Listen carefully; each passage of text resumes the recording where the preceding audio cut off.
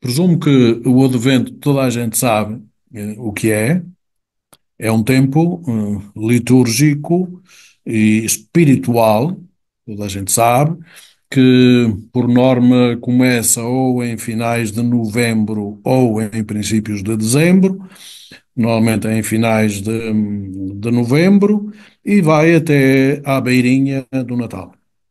Portanto, isso é que é o tempo do Advento. E é tão importante o tempo do Advento, nomeadamente os seus 4 domingos. É um tempo marcado por 4 domingos. São tão importantes esses domingos que, segundo as normas litúrgicas, por exemplo, no próximo domingo, que é o segundo do Advento, nós temos uma solenidade, que é a solenidade da Imaculada Conceição da Virgem Santa Maria. É uma solenidade, mas, segundo as normas litúrgicas, nenhum domingo do Advento pode ser passado por qualquer festa ou por qualquer solenidade. Nós, em Portugal, pedimos, a Conferência Episcopal pediu já há uns anos atrás a Roma que nos concedesse, caso o dia 8 de dezembro caísse num domingo, que nos concedesse a graça de podermos celebrar a Imaculada Conceição da Nossa Senhora, uma vez que ela é a padroeira de Portugal. E foi nessas condições que Roma permitiu ou concedeu esse indulto, no sentido de podermos celebrar, o que vai acontecer no próximo domingo, dia 8, podermos celebrar a solenidade da Imaculada Conceição, ainda que sejamos obrigados, na segunda leitura, a introduzir a segunda leitura do segundo domingo do Advento. E depois ainda há mais uns trocadilhos que nos mandam fazer, nomeadamente a oração coleta do segundo domingo do Advento, pô-la a fechar as preces litúrgicas deste domingo, que nós, em Portugal, vamos dedicar à Imaculada Conceição, essencialmente, mas nunca esquecendo que estamos no segundo domingo do Advento. Portanto, é tão importante esta caminhada, que vejam as normas litúrgicas fortíssimas que implicam com todos nós. Eu tenho publicado, já há uns anos a esta parte, uns textos litúrgicos sobre as liturgias do domingo no Observatório Romano Português, que sai em Itália, como sabeis. E para este próximo domingo, eu não sabia de fazer o segundo domingo do Advento, sabia de fazer a solenidade da Imaculada Conceição, cujos textos são diferentes. E como não sabia, mandei os dois. Mandei o segundo domingo do Advento e mandei a solenidade da Imaculada Conceição e disse, agora escolham e façam como entenderem, porque o Observatório Romano em português não é só para Portugal, é também para outros países de língua oficial portuguesa, e por isso nós não temos o direito de impedir os nossos irmãos de outros países de terem acesso à liturgia que vai ser a liturgia oficial, que é a do segundo domingo do Advento. Para nós, excepcionalmente, Portugal, por ser a padroeira principal de Portugal, vamos celebrar, de facto, a Imaculada Conceição. Só para verem a importância que tem o Advento. Portanto, estas quatro, por assim dizer, quatro etapas do Advento são tão importantes que nós não nos podemos dar ao luxo de meter lá qualquer coisa, né? Temos que pôr lá aquilo que é a liturgia da palavra, tal qual ela aparece domingo após domingo, após domingo, após domingo, nesses 4 domingos que nos conduzem daqui até ao Natal. Mas eu diria mesmo que o Advento em si não apenas nos leva até o Natal, mas abre caminho, e é um caminho, é uma caminhada que abre para todo o ano litúrgico. Todo o ano litúrgico está sobre esta nota do Advento. O Advento significa a vinda, vinda desde fora, vinda desde fora, ao meu encontro, ao teu encontro, ao nosso encontro, ao encontro da comunidade que se reúne domingo após domingo após domingo, alguém que vem de fora. Já sabem que esse alguém que vem de fora é Deus. É Deus que vem de fora. E vem de fora sempre. Portanto, nós não conseguimos fechar isto no Natal, fechar o tempo do Advento ou a maneira de estarmos no Advento, nesta caminhada do Advento, não podemos fechar o Natal, vamos ter de continuar ainda à espera, na esperança, como é evidente, da vinda do Senhor. É a vinda do Senhor que nós celebramos no tempo do Advento. O Senhor vem, ou no imperativo, Senhor vem, é o Maranatá, Senhor vem. É nosso grito de advento. Senhor, vem. E o Senhor nunca sou eu sou um servo. E tu também. Nós somos todos servos, somos uma comunidade de servos. E que aguardamos a vinda do Senhor. E rezamos para que venha. Maraná, tá, Senhor, vem. No imperativo. É o grito do Advento e por isso do Advento e de todo o ano litúrgico, porque se algum título atravessa todas as páginas da Escritura é este do Senhor que vem. O Senhor vem, aquele que vem, aquele que vem, aquele que vem, não sou eu, nem és tu, nem é nenhum de nós. Aquele que vem é sempre o Senhor. É aquele que vem. E a nós compete-nos, de facto, se sabemos que ele vem, compete-nos estar à espera, uma espera vigilante, mas carregada de esperança. Digamos, com o pescoço esticado, como quem está à espera, a olhar pela janela ou pela porta, a ver se já vem lá ao fundo da rua, se já vem, se o Senhor já vem. Pronto, a nós compete-nos esta atitude de forte vigilância e de como é que se está vigilante? Está-se vigilante escutando a Escritura, ouvindo a Escritura e vivendo a Escritura, saboreando a Escritura, alimentando-nos com a Escritura, que é a sua palavra, é a palavra de Deus. Essa é a nossa maneira de estar. E por isso o Advento é esse tipo de tempo. Digamos que daqui até o Natal nós esperamos o Natal do Senhor, na sua primeira vinda, mas continuamos à espera da segunda vinda na glória. E por isso estava a dizer que o Advento não acaba no Natal, mas vai ter de continuar se eu sou verdadeiramente filho de Deus e cristão, né? À espera de Cristo. Eu sei que Ele vem todos os dias, e vem todos os dias, mas nós abrimos a perspectiva o mais possível, alargada o mais possível, para que, efetivamente, os caminhos por onde Ele vem sejam não tortuosos, não cheios de pedras, mas sejam caminhos transitáveis. E eu não me estou a referir a caminhos transitivos, nem a estradas transitivas, por onde anda o trânsito, e todos nós sabemos o que é o trânsito, mas é por caminhos intransitivos. Intransitivos. E caminhos intransitivos são caminhos por dentro de nós, por dentro de mim. Então é um fortíssimo convite, este tempo de advento, a eu entrar dentro de mim, não para eu fazer aqui grandes manobras dentro de mim, mas para deixar que ele faça manobras dentro de mim. A começar pelo meu coração, pô-lo a funcionar, pô-lo a pulsar ao ritmo dele e pôr a minha vida, as minhas artérias, aqui a minha pulsação, ao ritmo dele, ao ritmo de Deus. Deus é talvez o maior ausente do mundo do nosso tempo. Penso que toda a gente sabe isso.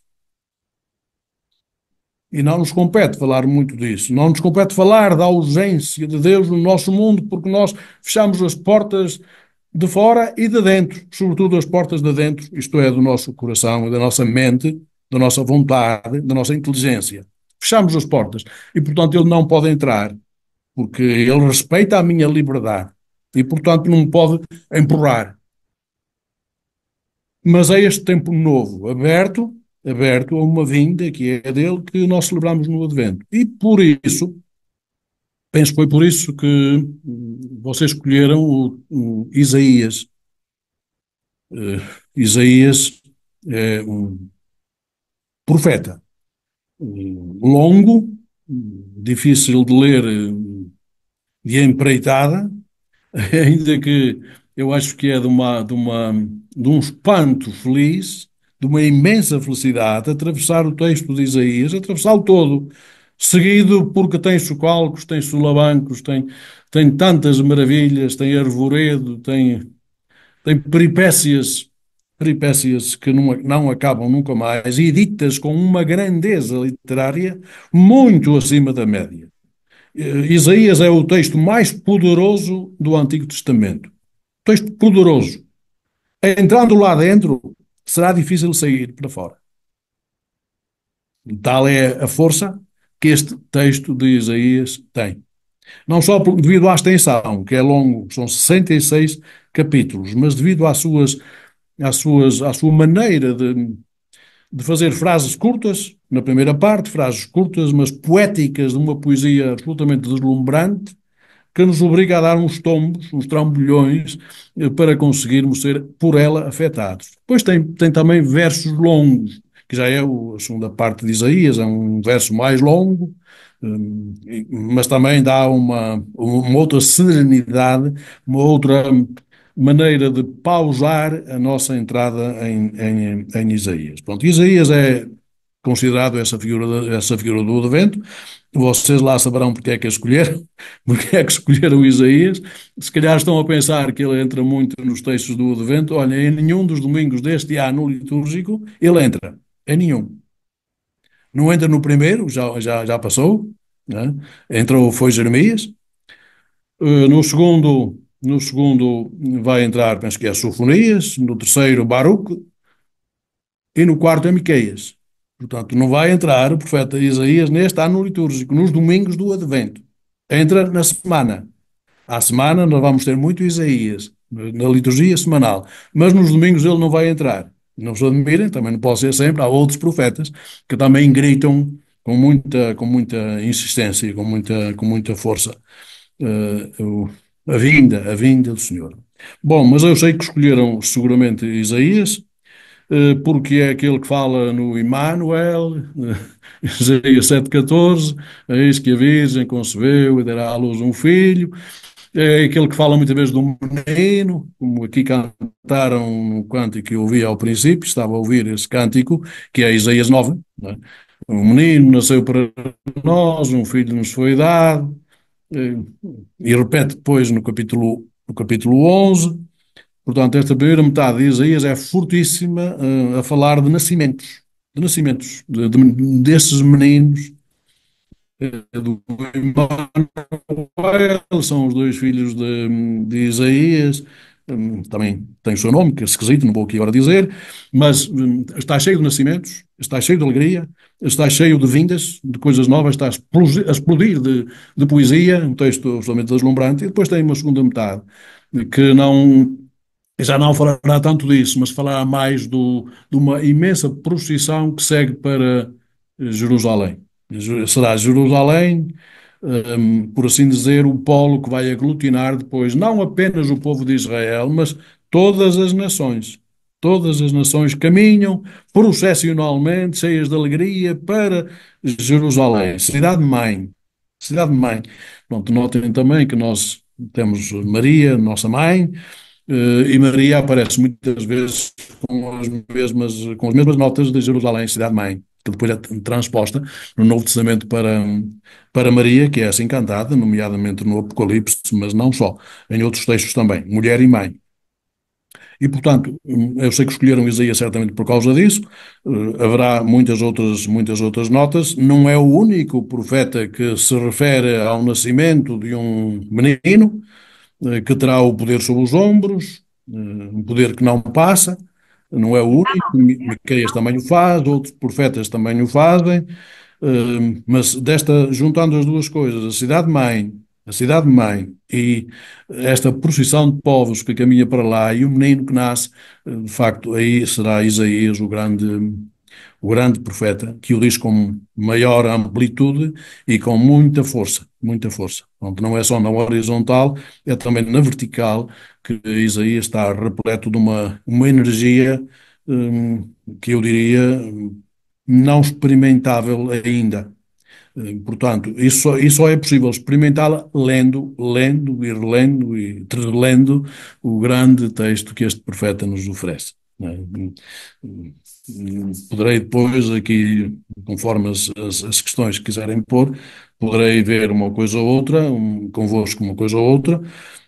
Digo-vos só agora, em termos de introdução também, que Isaías, enquanto tal, como é conhecido, é uma figura do século VIII, o chamado Isaías assírio, ou o Isaías da história, é alguém do século VIII, um tempo muito complicado para Judá e para Israel, um tempo muito complicado, e daí são seguramente aquelas primeiras páginas, chamado Livro do Emanuel, pelo menos capítulos 6 até 12, serão seguramente daí do século oitavo antes de Cristo, onde aparece o menino que nasce, eh, e coisas desse género. Eh, Isso aparece no Isaías do século oitavo. Todavia, Isaías vai estender-se até, pelo menos até finais do século sexto. Portanto, já estão a ver que não pode ser o mesmo, não pode ser um Isaías que é do século oitavo e que viveu no século oitavo, provavelmente a missão dele, segundo o texto que ele escreve, segundo o relato da sua vocação, terá sido em 736 antes de Cristo, como é óbvio, e portanto ele não vai estar a profetizar nesse final do século oitavo, não é? Desde 786 até, vemos-lo profetizar ainda em 701, ainda temos textos dessa altura, mas depois entra o século VII, entra o século VI, mudam as figuras históricas. Antes tinha falado de figuras do século VIII, depois entra a partir de Isaías 40, entra uma figura chamada Ciro, e é a única figura que existe, e esse Ciro é do século VI. Já não temos mais nada do século VIII. Ou seja, o seu texto estende-se. Como é que se estende? Foi reescrituras permanentes, seguramente, ou então discípulos apaniguados dele que o admiravam e continuaram a sua obra e a estenderam e a adaptaram a novas circunstâncias. É uma coisa normal na escritura. Portanto, há coisas que são repetidas ou são ditas de outra maneira porque mudaram as circunstâncias da história e também muda naturalmente o texto. Um texto já antigo, a gente atualiza para que não fique lá perdido. Não há um sentimento, digamos, de nostalgia, não existe na Bíblia. Nostalgia não existe. É claro que a Bíblia admira o passado, sempre. Admira muito o passado. Muito, muito, muito. Mas não é em termos nostálgicos, de ficar apegado àquele passado. É em termos de este passado é rico. Vamos ver o que é que ele pode dizer para hoje, para o meu tempo. É nesse sentido. Não é no sentido nostálgico, mas é no sentido de uma atualização do texto, para vermos o que é que de Deus nos vem para hoje, para os tempos de hoje. E os tempos são diferentes, como sabeis, são todos diferentes.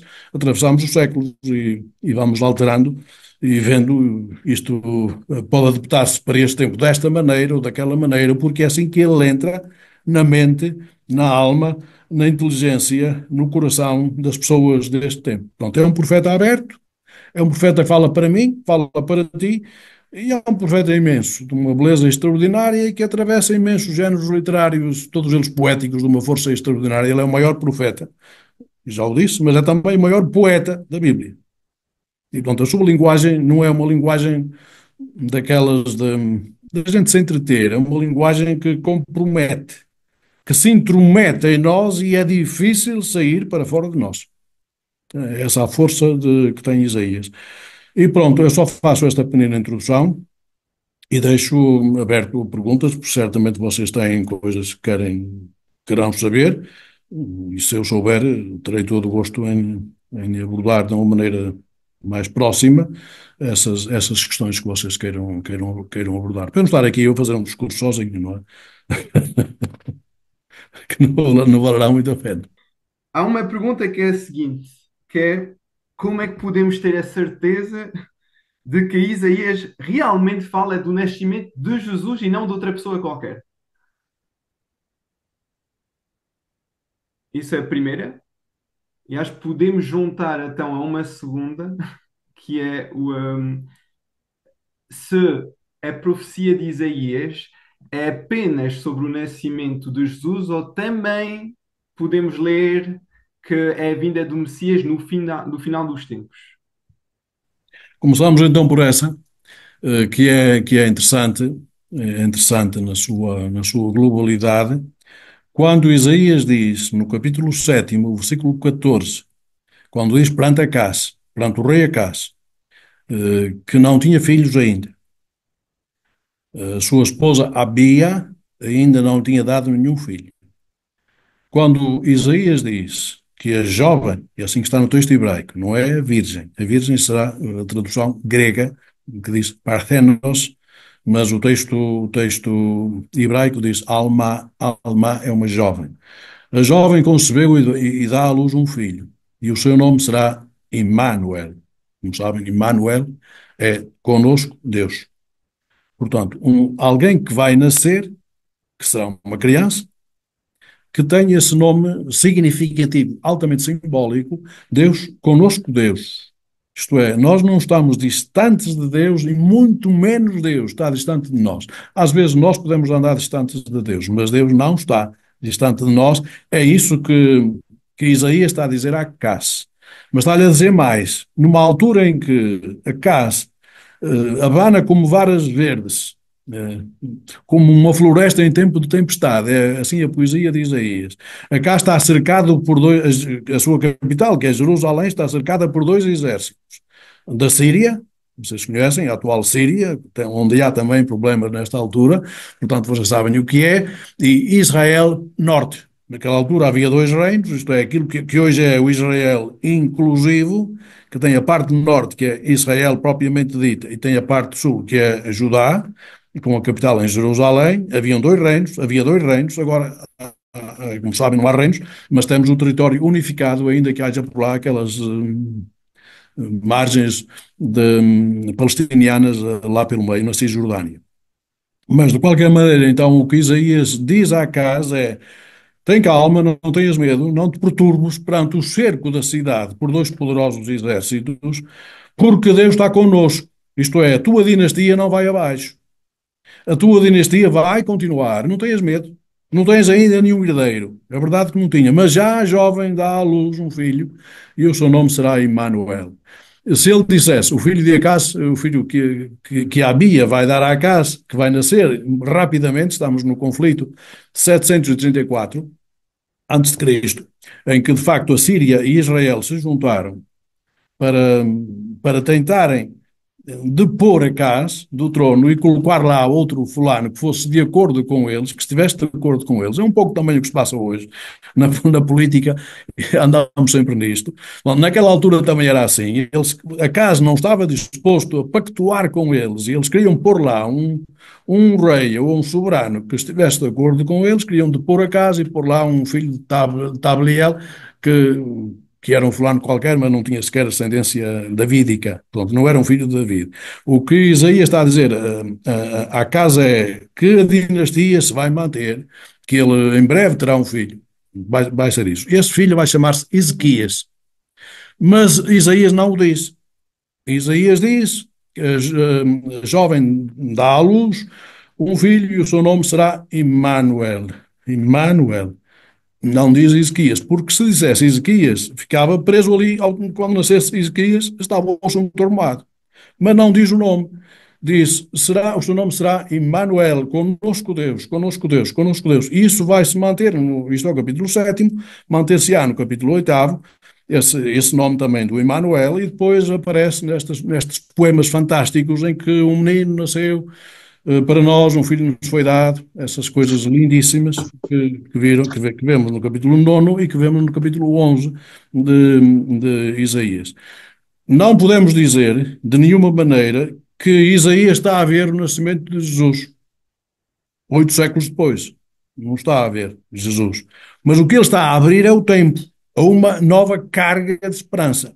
Isaías é como é que é de dizer, um disparador de cargas de esperança. Hoje nós vemos os mísseis que disparam aquelas ogivas. Isaías é um míssil, mas não dispara estas ogivas que matam. Ele dispara ogivas de esperança. E, portanto, quando ele diz que esse filho que vai nascer, será chamado Emmanuel, Deus conosco Deus, ele está a abrir tudo para a frente.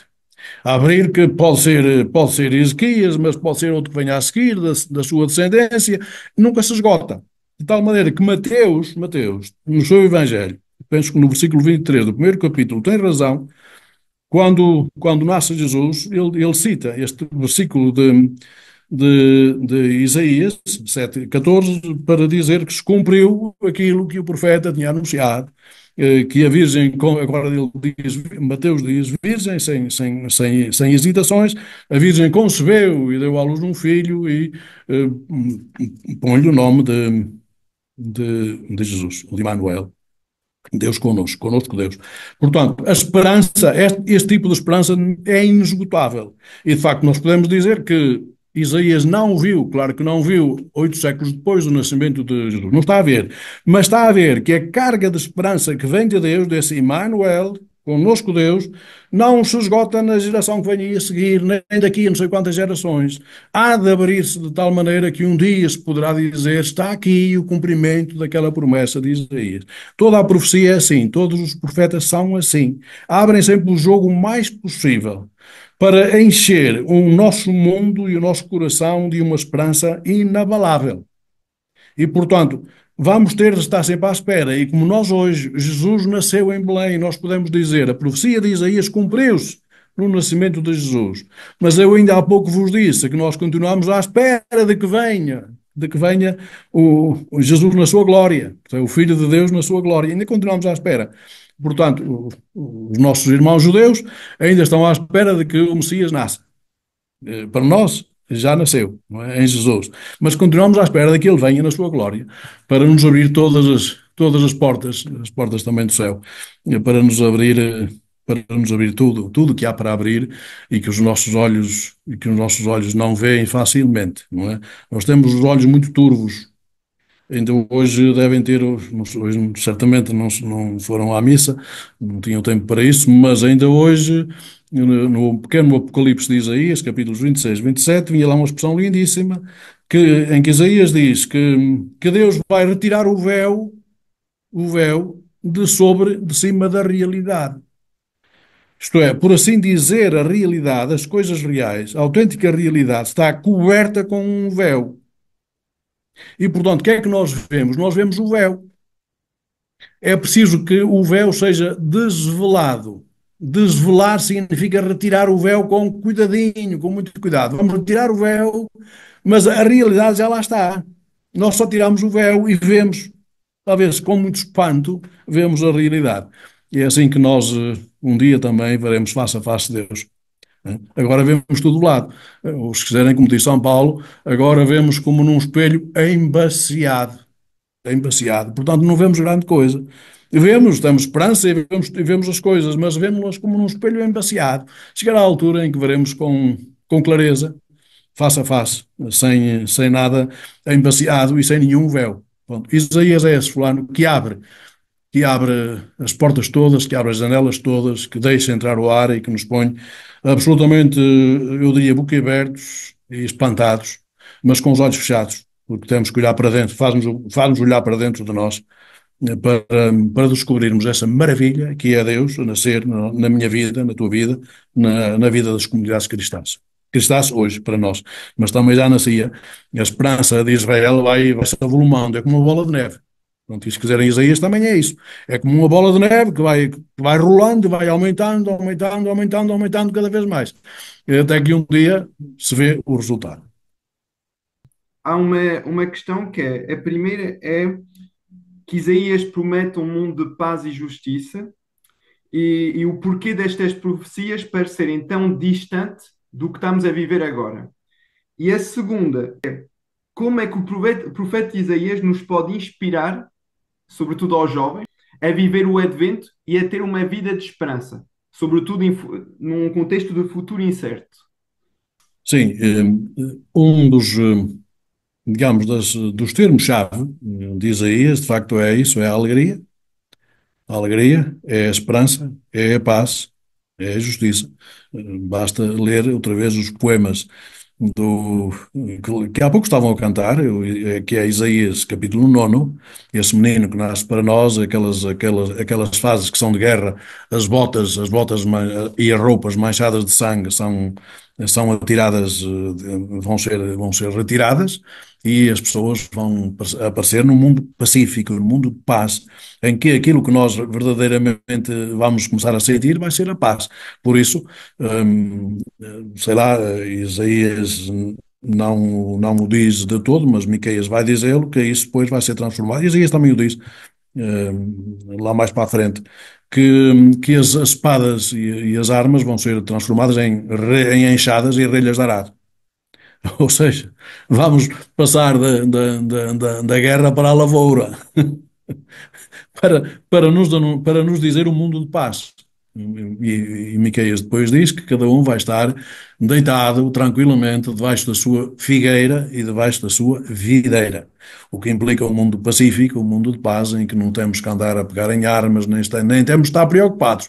Podemos adormecer calmamente debaixo da nossa figueira, da nossa videira, que são árvores de fruto que nos dão um alimento e que podemos estar ali tranquilamente a descansar e a absorver, a dissolver na língua e no coração esta mensagem de uma paz profunda que vai acontecer. Se alguém atravessou tempos de guerras, notem, foi Isaías. Hum? E depois a seguir, sei lá, já mais tarde, um bocadinho, vem Jeremias, ainda pior. Portanto, aquele bocadinho de terra que é Israel, vocês conhecem o mapa, aquele bocadinho de terra tem sido um bocadinho de terra cheio de guerras permanentemente, com pequenos espaços de intervalo, mas sempre guerras. Agora, o que é que dizem os profetas? Os profetas dizem que sobrepõem as realidades. Há um tempo de guerra, um tempo de desgraça, um tempo em que, de facto, são as armas que mandam e são os militares com as suas botas pesadas, como dizia o capítulo 9, que há pouco foi cantado, com as botas pesadas, são botas militares que fazem barulho, não é? Nas pedras da calçada. Essas botas militares, este tempo está aqui. Hoje nós temos outra coisa, temos os mísseis e os drones, temos outro tipo de armamentos, já não precisamos de andar, mas o equipamento militar ainda existe. Portanto, o que é isto? Neste momento estamos em guerra, mas o que Isaías faz e todos os profetas fazem é, não estamos agora em guerra e amanhã vamos estar em paz. Não é isso. O que eles conseguem é fazer com que, a partir de um tempo de guerra, em que a guerra está aí, em que as botas militares e as fardas militares estão aí e as armas também, já começam a ver a sobrepor, é uma sobreposição de um tempo de paz que brota já de um tempo de guerra. Isto é, o tempo de guerra já deixa germinar a paz. Está a germinar a paz. Quando nós estamos mergulhados num espaço militarizado, já está a germinar a paz a partir daí. Não vem depois. Os profetas não dizem assim, agora é guerra, mas depois virá a paz. Portanto, calma. Não dizem assim. Dizem, estamos em guerra, mas já germina a paz. Portanto, estando em guerra, nós podemos viver a paz, desde já. Suspirar por ela, rezar por ela, evocar e ralhar com Deus. No último, penso que é no último capítulo, 66, em que Isaías diz uma coisa lindíssima que é, fala para os profetas e fala para todos aqueles que lidam com o povo, diz, vós sois os secretários de Deus. E eu digo a vós também, jovens, vós sois os secretários de Deus. Hum? Então, não vos deis descanso, isto é, não tendes direito a descansar, o secretário tem de estar sempre no ativo, não tem tempo para descansar, tem de estar sempre para o que for necessário, está ali sempre, com a agenda na mão, para o que der e vier. Portanto, não vos deis descanso, e depois a segunda parte, e não deis descanso a Deus. E não deis descanso a Deus. Isto é lindíssima, esta expressão. Isto é, que requer da nossa parte. A gente sabe que isto está a correr mal. Sabemos que o mundo está como está, feito num oito. Diriam vocês, e às vezes digo eu a brincar, meio a sério. O mundo está feito num oito. Mas deste oito nós podemos fazer alguma coisa e Deus saberá trabalhar isto para que nasça alguma coisa. Alguma coisa. Aí está, a esperança a germinar. É isso que eu queria dizer a vós, que brota fora de qualquer profeta. Né? E sobretudo, dir-vos-ia até isto, é sobretudo em tempos de desgraça que brota a esperança. Por cima já nasce a flor da esperança. Hum? O pensamento bíblico não é como o nosso é teorético, à grega. Nós pensamos à grega. Somos gregos de mentalidade e pensamos como os gregos. Somos teoréticos. O mundo bíblico é traumático. O pensamento bíblico é traumático. Portanto, é sobre os traumas das guerras, do sangue, das lutas que já germina a flor da esperança. Isto é a mais profunda poesia de Isaías e a mais profunda poesia de Jeremias, de Miqueias, de Abacuque, etc. por aí abaixo. Todos os profetas dizem isto de uma forma fantástica. Melhor do que eu. Hein? Portanto, leiam-nos. É, Portanto, se todos nós devemos viver a esperança, muito mais os jovens, não é? Muito mais a juventude tem de viver a esperança. No dia em que a juventude não viver a esperança, quem é que vai viver a esperança? Portanto, façam um favor de não vos dar descanso a vós, não, eu não queria que vocês vivessem descansados, não vos deis descanso, nem deis descanso a Deus. Gritai. Muitas vezes aparece esta palavra na profecia, gritar, gritar.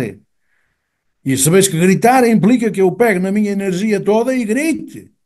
Não basta levantar assim as mãos muito calmamente e dizer duas ou três orações. É preciso gritar com Deus, às vezes ralhar com Deus,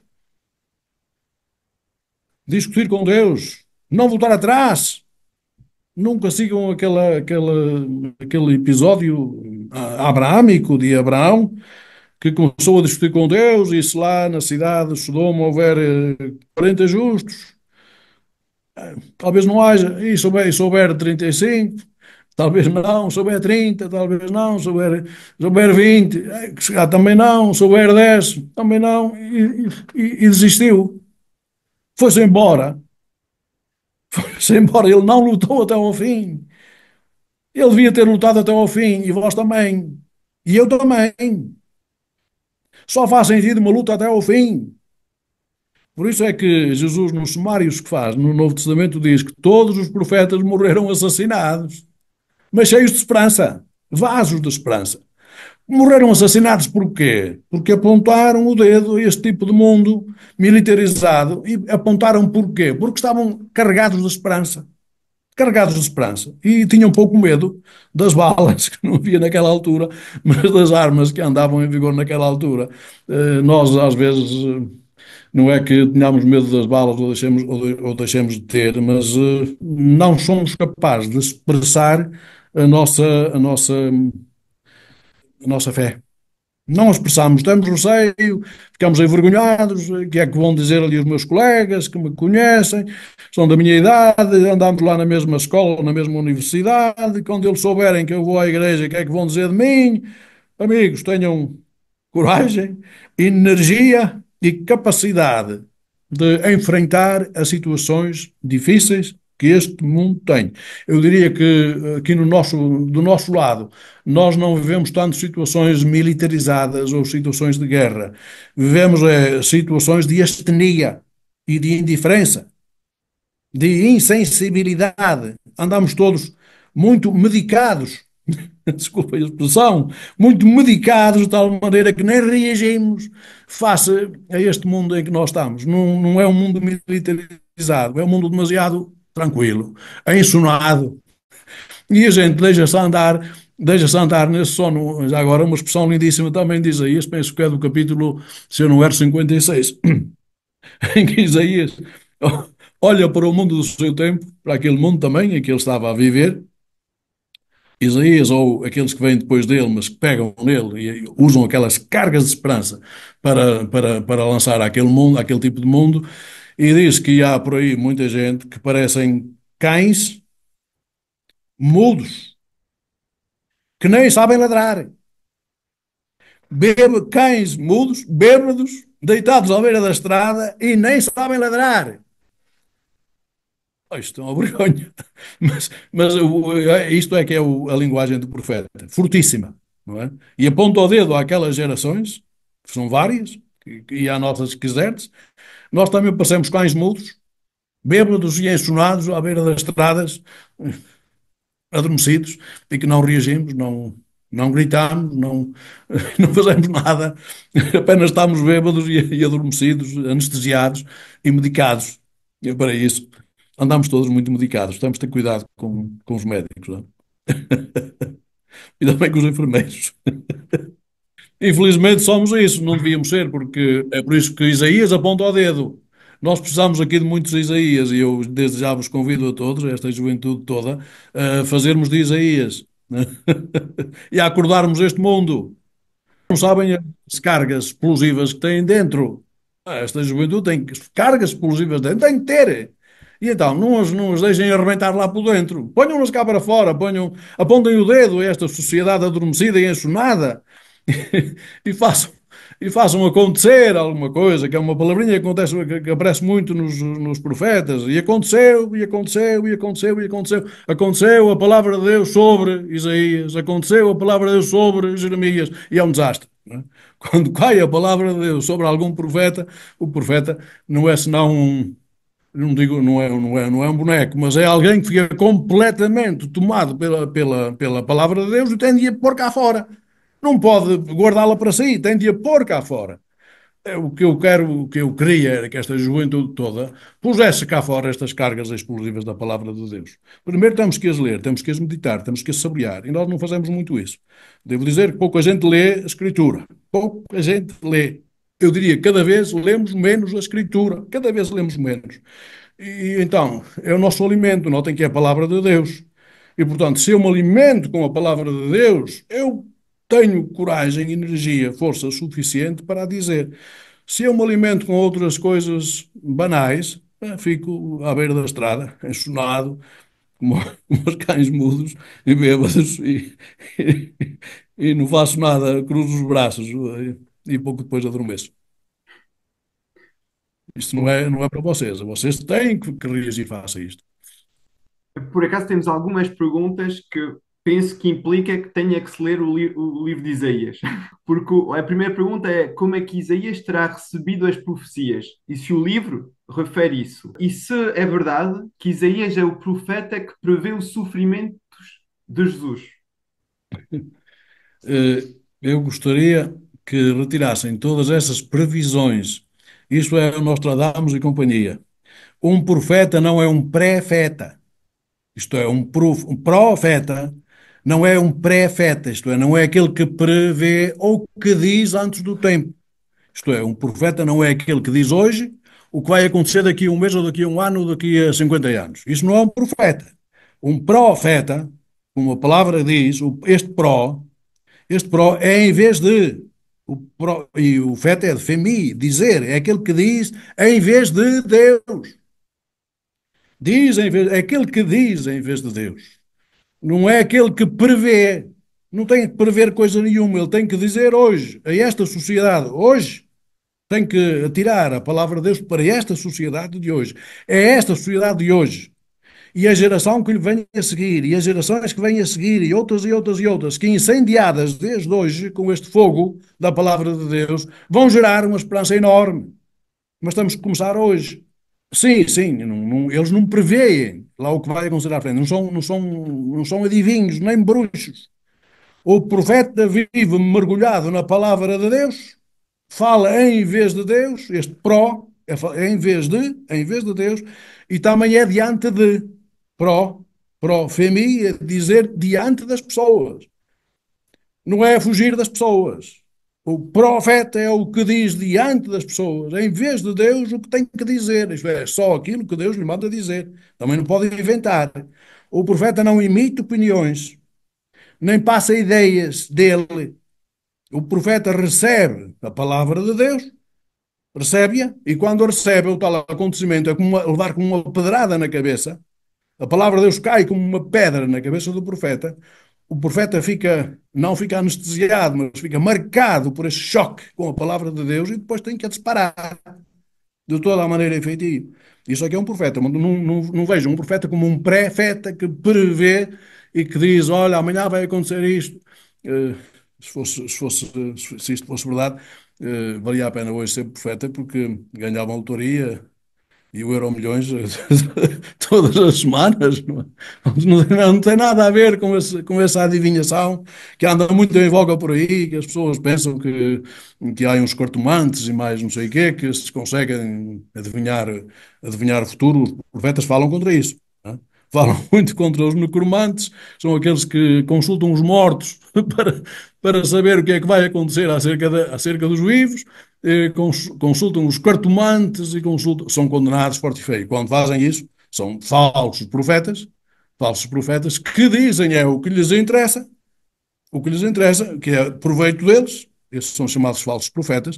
O falso profeta é aquele que é esperto, no mau sentido, e, portanto, vende as opiniões que ele quer fazer passar, por exemplo, ao rei ou aos reis, vende-lhes as opiniões que quer e vende as suas opiniões e ganha com isso. O profeta verdadeiro arrisca a vida.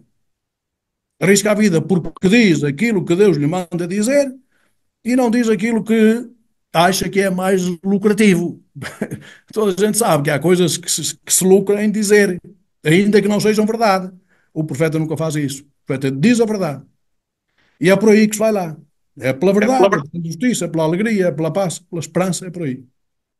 É que além da figura do Isaías, de Isaías ou de Maria, de João Batista, as figuras do que se fala muito durante o Advento, se há mais alguma figura que acha importante para entender melhor este tempo de Advento e também chamar para a oração e vigilância. Quer dizer, o Isaías tem um contemporâneo, também do século VIII, são contemporâneos, ambos eles no último terço, ou no último, sim, no último terço do século VIII. Tem outro colega que é Miqueias. O profeta Miqueias diz muita coisa que Isaías também diz, em muitos textos coincidem os dois, mas também fala de uma quando a jovem der à luz, aí virão os tempos novos. Todos eles têm a ver com nascimentos. Notai que o nosso mundo de hoje tem a ver é com mortes, não é? Não tem a ver com nascimentos. Quando o mundo não tem a ver com nascimentos, quando nós damos mais importância à morte, como diz o livro da sabedoria, invocamos a morte para a vida, entretemos-nos com coisas, fazemos sinais à morte, imploramos que a morte. Somos atraídos pela morte. Quando nós andamos atraídos pela morte, numa sociedade em que se morre, morre, morre, morre, e não se nasce, não se nasce, não se nasce, isso é uma coisa muito, muito, não digo importante, não é nada importante. É importante pensar nisto, mas os profetas é gente de vitalidade, de energia, de alegria, de explosividade de uma vida incrível. E é nesse sentido que, sim, que os profetas, que vale a pena folhear os profetas. Portanto, eu falei de Isaías, já falei bastante, mas não disse ainda quase nada.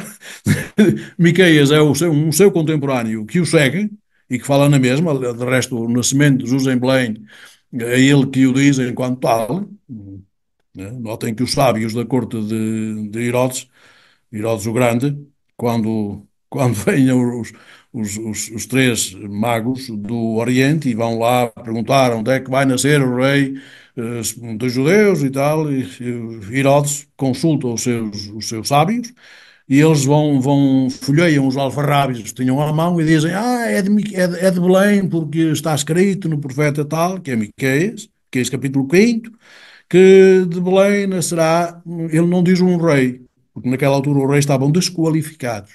E rei há só um, que é Deus. Ele não diz rei, mas diz um Moshel, Machal. Machal é parábola, é um parabolista, é um conta parábolas. Alguém conta histórias, mas histórias não para encantar, histórias para acordar as pessoas, como faz Jesus. Jesus é um contador de histórias, um contador de parábolas, é um Moshel. Exatamente como diz Miqueias.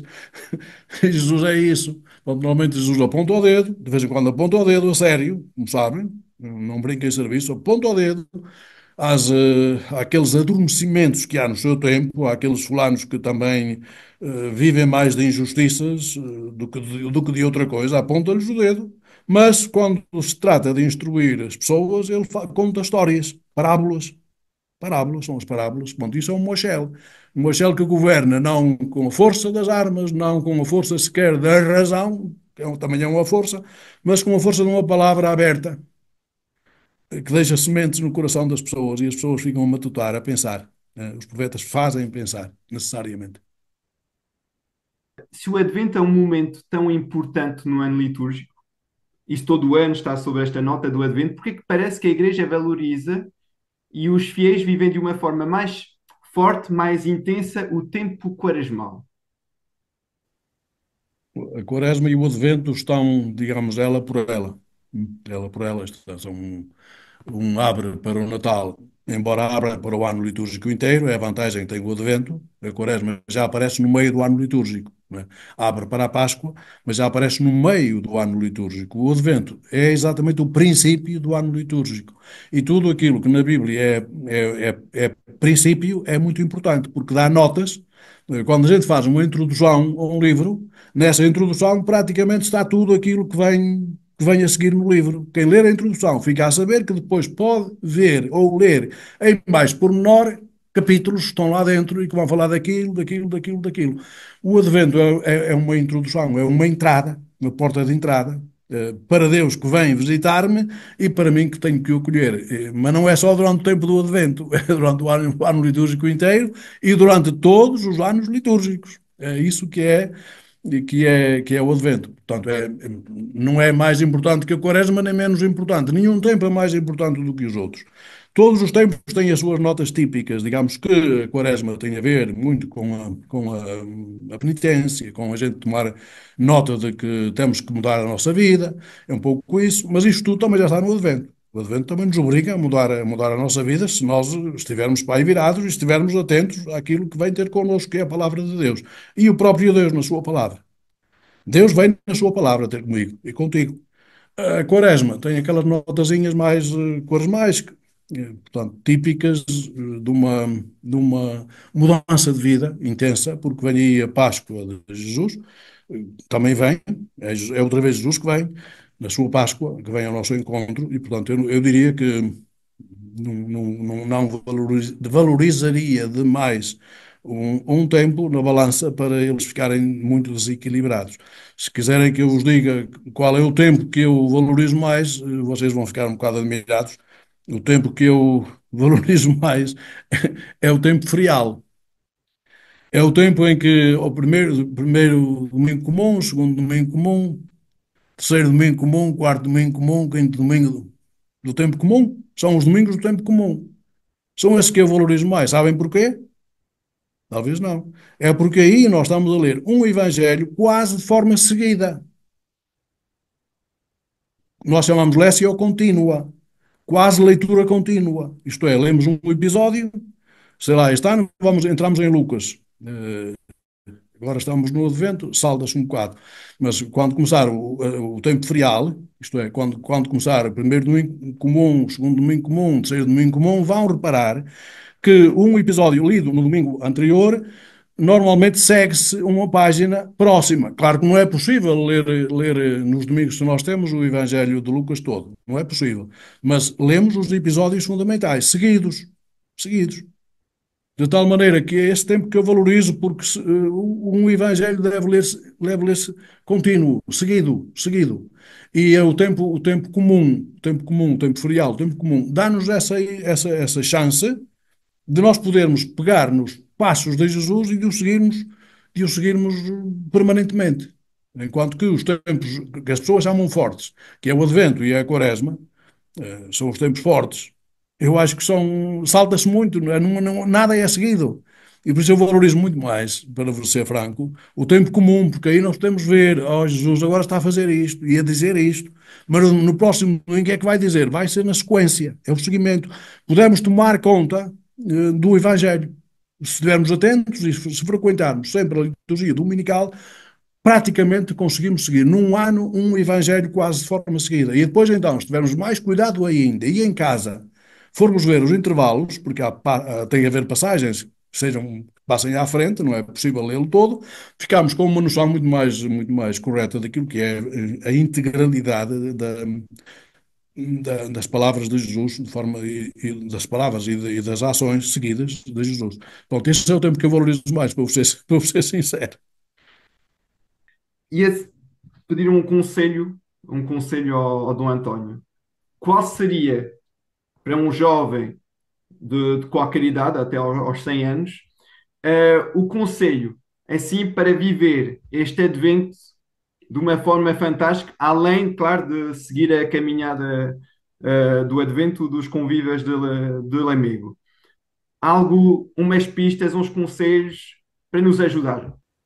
Então, eu diria que nós não somos tanto, não devemos estar tão preocupados em interrogar Deus, não devemos estar tão preocupados em tematizar em Deus, em dizer Deus é assim e assim e assado, mas devemos estar preocupados em responder a Deus. Responder. Este responder chama-se responsabilidade. A responsabilidade vem de sétimo de responder. Ora bem, não é minha a primeira palavra, nem minha nem tua, é dele. A essa palavra eu só posso responder. E assim começa, se quiser, começam todos os profetas. Começam por escutar a palavra de Deus, é aí, ponto um, que não pode ser retirado, e depois vivem-na e dizem-na. E, portanto, nós também temos que começar a aprender a responder à palavra de Deus. E a resposta não é só dada a Deus, é dada também aos nossos irmãos, com a minha vida, com a minha vida. Por isso é que o profeta, enquanto tal, a palavra profeta na língua hebraica se diz Nabi. O profeta é Nabi. Nabi é um nome passivo.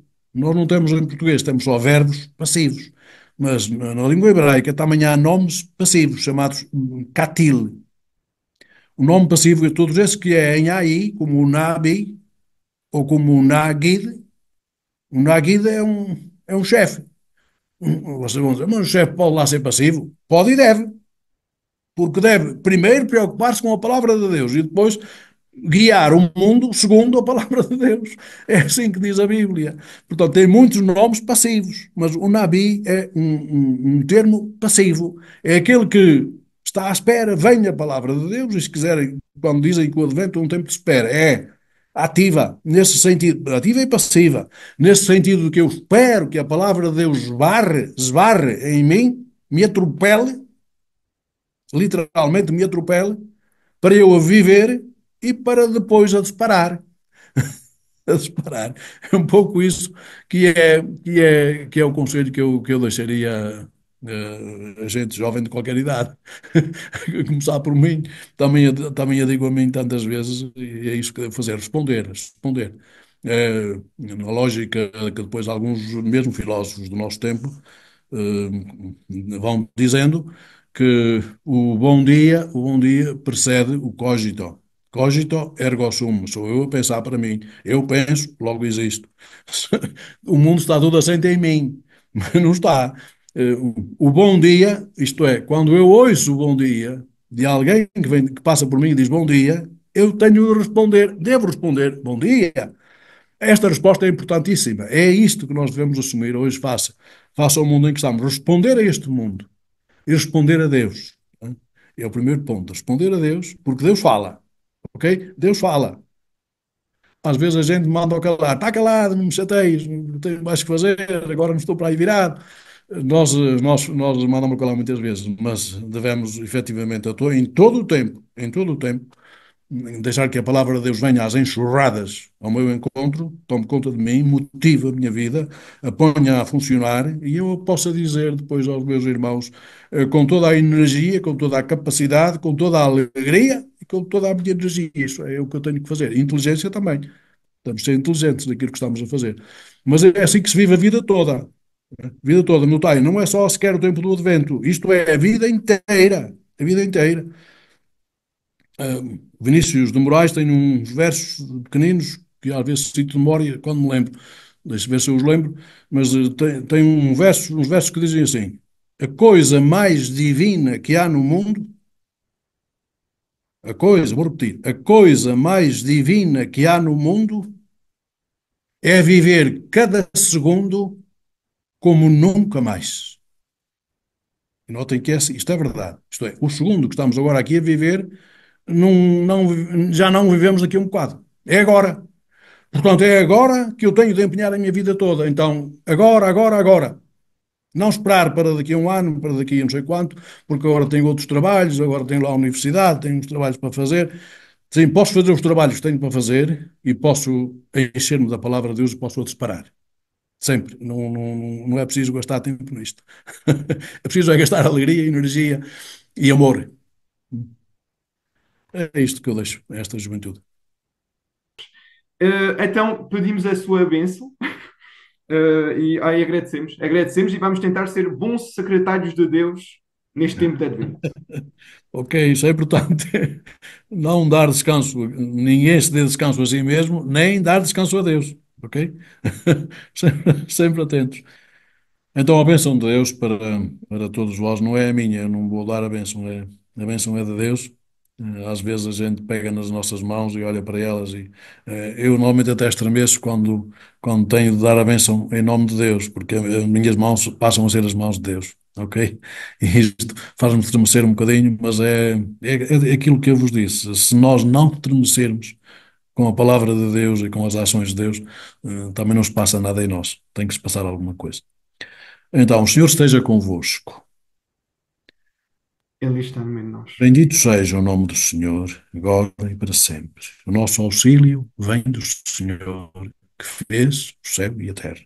Abençoe-vos, Deus Todo-Poderoso, Pai, Filho, Espírito Santo. Amém? Bendigamos ao Senhor. Graças a Graças Deus. a Deus. Graças a Deus.